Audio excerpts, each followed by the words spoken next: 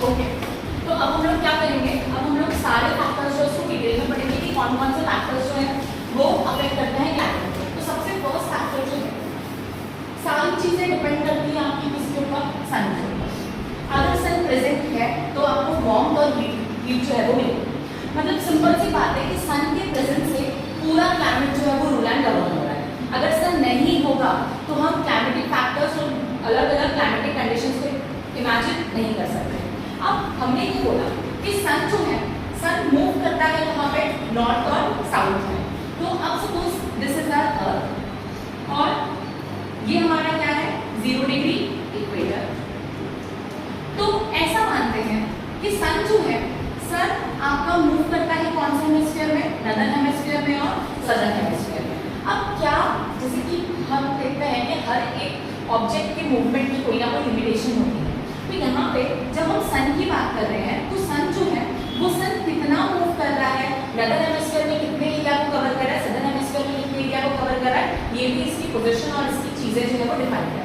तो सबसे पहली चीज तो क्या एक्चुअली में सन मूव कर रहा है, नहीं कर रहा है। हमने ये बोला कि हमको ऐसा लगता है कि सन इज मूविंग, इसीलिए हमने कौन से वर्ड को यूज किया है यहाँ पे, apparent movement of the sun. But actually में कौन मूव कर रहा है, it is the earth that is rotating and revolving. अब हमने बोला कि ठीक है, हमने अर्थ को फिलहाल के लिए स्टेशनरी मान लिया क्योंकि हम क्लाइमेटोलॉजी पढ़ रहे हैं, और हमने बोला कि जो ऑब्जेक्ट, जो स्टार मूव कर रहा है वो फिलहाल कौन सा मूव कर रहा है, सन मूव कर रहा है। अब इन्होंने बोला कि सन जो है, सन का मूवमेंट कन्फाइंड होता है ट्रॉपिक ऑफ कैंसर और ट्रॉपिक ऑफ कैप्रिकॉर्न के बीच में।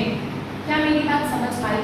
मतलब सन जो है वो मूव करेगा इक्वेटर से कैंसर के बीच में और वापस कैप्रिकॉर्न के बीच में। मतलब सन का जो मैक्सिमम पोजीशन होगी वो कहाँ तक जाएगी, कैंसर तक जाएगी और वापस कहाँ तक आएगी, कैप्रिकॉर्न तक आएगी। मतलब सन इसके बियॉन्ड कभी भी ट्रैवल नहीं करेगा या सन इसके बियॉन्ड कभी भी मूव नहीं करेगा।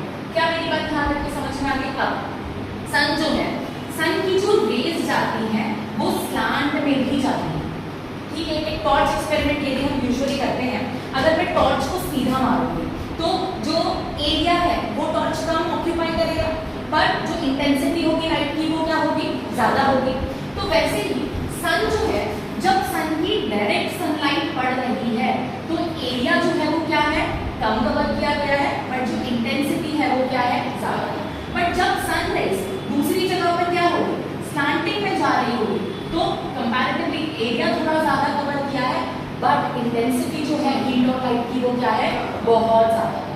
क्या मेरी बात समझ में आई यहाँ तक? तो हमने क्या पढ़ा, हमने ये पढ़ा कि सन, क्लाइमेटोलॉजी के अंदर हमने बोला कि इसकी एवरेट मूवमेंट ऑफ द सन जो मूव कर रहा है, सन कहाँ से कहाँ के बीच में मूव करता है, it moves only from the tropic of Cancer to the tropic of Capricorn. Beyond Cancer and Capricorn, sun doesn't move, and the sunlight received by the Earth is directly also and in the slant manner also. क्या बात समझ में आ गई यहाँ पे? अब यहाँ पर इन्होंने बोला कि क्या कोई पर्टिकुलर मंथ है कि इस मंथ में सन की पोजीशन यहाँ होगी या इस मंथ में सन की पोजीशन जो है वो यहाँ होगी। ऑब्वियसली बात है, यदि हम सीजन्स जो है वो पर्टिकुलर मंथ में एक्सपीरियंस करते हैं, मतलब इतने सालों से सन जो है वो उसी पर्टिकुलर मंथ में उसकी पोजीशन वहाँ होगी, जब भी हम सेम सीजन जो है वो सेम मंथ में एक्सपीरियंस कर पा रहे हैं। जैसे कि फॉर एग्जाम्पल मैंने बोला कि गर्मी जो है वो हमको मार्च से ही फील होने लगती है, जनवरी फरवरी, फरवरी के बाद में हमको क्या लगने लगती है, गर्मी लगने लगती है। तो इंडिया जब मार्च के अंदर या नॉर्दर्न हेमिस्फीयर जब मार्च से गर्मी को एक्सपीरियंस कर रहा है, मतलब हमको ये समझ में आता है कि कहीं ना कहीं हमेशा सन की पोजीशन मार्च में कौन से हेमिस्फीयर में होगी, नॉर्दर्न हेमिस्फीयर में होगी।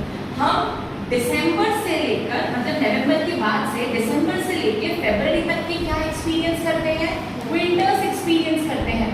मतलब जब हम इसी टाइम पीरियड में विंटर्स एक्सपीरियंस कर रहे हैं, दैट मींस सन की पोजीशन इस टाइम पीरियड में कहाँ पे होगी, सदर्न हेमिस्फीयर में। ठीक है, अब एग्जैक्ट मंथ वाइज समझते हैं कि अच्छा एग्जैक्ट मंथ बताइए। तो यहाँ पर इन्होंने बोला in the month of March सन जो है वो कहाँ पे होता है, आपका इक्वेटर पे होता है। दैट मीन्स मार्च में सन की पोजीशन क्या है, इक्वेटर। फिर मार्च, अप्रैल, मई और जून। जून में सन अपनी हाईएस्ट पोजीशन पे होता है नॉर्दर्न हेमिस्फीयर में, that is Tropic of Cancer. अब ये जून में ट्रॉपिक ऑफ कैंसर पे आने के बाद में आगे तो ट्रैवल सन कभी भी नहीं करेगा। दैट मींस जून के बाद में सन वापस कहां पे आने लग जाता है, नीचे आने लग जाता है। तो जून के बाद में जुलाई, अगस्त, देन सितंबर। तो मतलब सितंबर और मार्च ये 2 महीने ऐसे हैं जहां पे सन की पोजीशन कहां पर है, इक्वेटर पे। फिर सितंबर के बाद में अक्टूबर, नवंबर एंड देन दिसंबर। तो दिसंबर में सन की पोजीशन जो है वो कहां पर है, ट्रॉपिक ऑफ कैप्रिकॉर्न पर। क्या इसीलिए जून में जब सन ट्रॉपिक ऑफ कैंसर पे है, और हमको पता है ट्रॉपिक ऑफ कैंसर इंडिया को कितने पार्ट्स में डिवाइड करता है, तो 2 पार्ट्स में। तो मतलब यहाँ पे डायरेक्ट सनलाइट जो है वो हम रिसीव कर रहे हैं जून के महीने में, और इतनी डायरेक्ट सनलाइट जो है जब हम रिसीव करते हैं तो excessive low pressure, excessive heat, excessive warmth जो है वो हम एक्सपीरियंस करेंगे। इसीलिए हमेशा बारिश आपकी जून में ही आती है, क्योंकि जून में इतना ज्यादा लो प्रेशर क्रिएट हो जाता है। ये low pressure high pressure bits को क्या करता है, अट्रैक्ट करता है।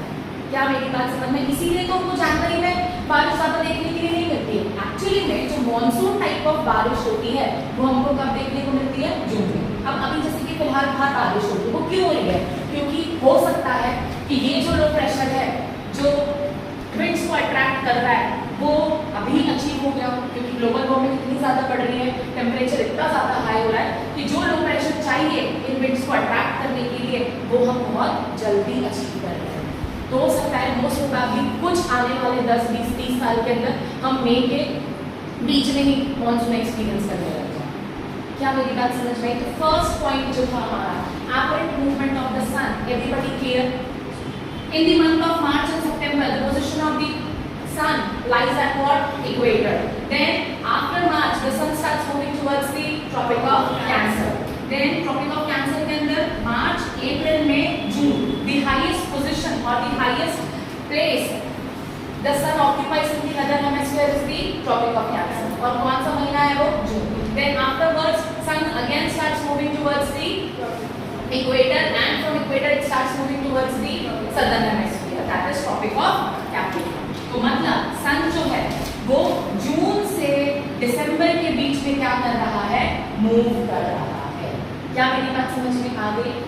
सन इक्वेटर पे कितनी बार आ रहा है? तो 2 बार। पर क्या सन ट्रॉपिक ऑफ कैंसर पे 2 बार आ रहा है? नहीं। क्या सन ट्रॉपिक ऑफ कैप्रिकॉर्न पे 2 बार आ रहा है? नहीं। मतलब कैंसर से कैप्रिकॉर्न के बीच में जितने भी लैटिट्यूड्स हैं वहां पर सन की पोजीशन कितनी बार होगी? हमेशा 2 बार होगी। कैसे? सन ने मूव करना शुरू करा कैंसर पे, एक बार उसकी पोजीशन हुई, दोबारा वापस आना शुरू करा दूसरी बार, अगेन एक बार जाना शुरू करा कैप्रिकॉर्न तक, एक बार सन की पोजीशन हुई लैटिट्यूड्स पे, दोबारा वापस आया 2 बार। पर कैंसर और कैप्रिकॉर्न पर सन की पोजीशन से कितनी बार होगी? एक बार ही होगी। क्लियर?